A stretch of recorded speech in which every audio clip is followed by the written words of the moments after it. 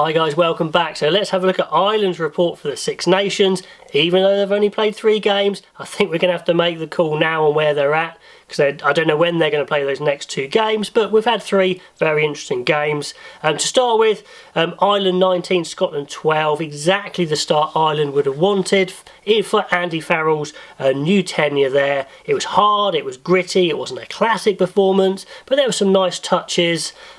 Sexton's try was really well worked, close to the line, lovely interplay. And also Scotland played well, so you want to win a match when the other team plays well. Hogg dropped the ball over the line for sure, it could have been a lot closer. I mean, that video clip will play for ages on the internet, but they get their win, good start. And then they back it up with another good win, 24-14, at home again.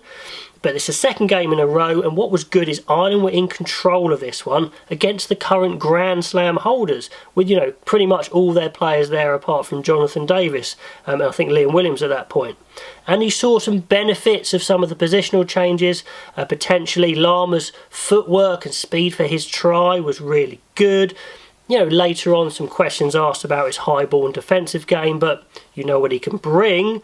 And the power play from Ireland was really good close to the line, and they outpowered Wales. Wales just didn't look in the game, so that was a really strong performance. And at this point, I think they felt they were ready to take on the English. Now, against England, away of course, big difference, roles were reversed, 24-12. This time England's power game dominated. Ireland really didn't get into the game. It didn't look like they could win at any point. And the slightly disappointing thing was they didn't look like Ireland had a second way of playing yet. And when they played that gritty, hard, traditional Irish game, as Farrell said himself, it just wasn't good enough. England were too good at that game. And Sexton and Murray suffered in that game as well. So it was a bit of a setback, but it shows the limitations, it shows where their base is, and it shows where they need to go. So it's very clear what Andy Farrell did. He said, let's have a steady base, let's not change a lot, maybe bring Herring in, Lama in, but essentially stay similar. And the big change he made was he's trying to make a change in the psychology of the team, the setup being a bit freer, being a bit happier in camp. So he didn't particularly change his style of play that much. He wanted, you know, he thinks, yes, set piece, Irish forwards, being hard and gritty is the base, and then we'll build from there. Which makes sense, but it did show there was a bit of a ceiling, like in 2019, when you play the big teams that can match them physically, it's not quite enough. So the progression, they're going to have to look to play in different ways. Maybe if Carberry gets himself fit, he could be a big player in this.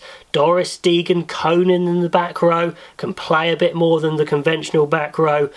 I think they're going to have to do this if they want to beat those big teams consistently.